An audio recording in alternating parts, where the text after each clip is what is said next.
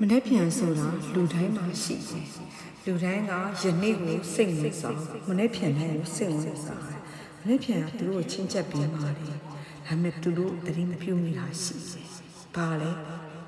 မနေ့ပြန်ကလူတိုင်းမှာရှိတယ်ဒါပေမဲ့မနေ့ပြန်မှာကိုချစ်တဲ့လူတွေရှိနေပါမလားကိုဘောရှိနေပါမလားဆိုတဲ့ thinking အဲ့အချက်လေးသိသွားရင်ယနေ့ကိုလူတိုင်းတန်ဖိုးထားတတ်သွားပြီအဲ့ဒီတော့ယနေ့မှာကြုံဆုံနေတဲ့ချစ်သူတွေပါဝင်ခြင်းကိုအတိုင်းဝယ်ကိုနဲ့ဆက်နေတဲ့မြတ်ကာလပတ်လုံးမှာတည်ရှိနေလူသားတွေအရာဝတ္ထုတွေပြန်ဝင်လို့မရတဲ့ဘဝတွေကိုအချိန်ဆွဲနေတဲ့ကာလတွေကိုလုပ်ဖို့မနဲ့ပြန်မှာလုပ်မယ်လို့စဉ်းစားထားတဲ့အတွေ့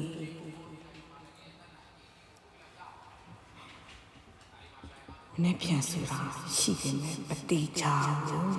ဖြစ်အဲ့ဒါပါတယ်အနိစ္စတော့အဲ့ဒါကိုသိတော့ရင်ယနေ့မှာကြုံဆုံတွေ့ဆုံခဲ့ကြရလူတိုင်းတန်ဖိုးထားတတ်ပြောစီခြင်းနဲ့အဓိပ္ပာယ်ကမမြင်ရလေးတဲ့မြစ်ဖြံကိုဆရာမလည်းစိတ်ဝင်စားပါတယ်ကြည့်ရှိသူပေါင်းလည်းစိတ်ဝင်စားပါအိမ်မက်လေးအနာဂတ်လေးဟုတ်တယ်တော့ဒါပေမဲ့ယနေ့ကိုလက်ခံနိုင်မှာမြစ်ဖြံကိုစဉ်းစားပါယနေ့မှာငါဘာတွေလုပ်ပြီးပြီလဲဘာတွေကောင်းအောင်လုပ်ပြီးပြီလဲလူသားတွေကိုဘာတွေအကျိုးပြုပြီးပြီငါရဲ့စကားတခွန်းကြောင့်ဘလူတွေဒုက္ခရောက်သွားတယ်လေငါရဲ့စကားတခွန်းကြောင့်ဘလူတွေဘဝပြောင်းလဲပြီးတော့တိုးတက်သွားတယ်လေတောက်ပြောက်သွားတယ်လေငါဒီလွန်ခဲ့တဲ့ရက်ကနေဒီနေ့ဘာတွေကွာပါပြီလဲဘာတွေတိုးတက်တယ်လဲဘာတွေလိုအပ်နေတယ်လဲယနေ့ကိုစိတ်ဝင်စားကြပြီးတော့တန်ဖိုးထားစီကြပါတယ်ယနေ့ကမနေ့ပြန်တွေ့ဒီဆောက်ခြင်းပါ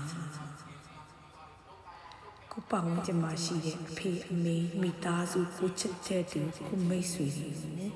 တန်ဖိုးထားပါတော့အချိန်နဲ့များတန်ဖိုးရှိမနေ့ပြန်မှာခဏမဲ့ဝါခဲ့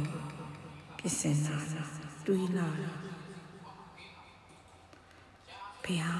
မတည်မြဲဘူးအနေစာရှိတဲ့အတွက်အနေစာရဲ့တဘောဟာမတည်မြဲဘူးတေချတဲ့ရှင်အပတ်မင်းတို့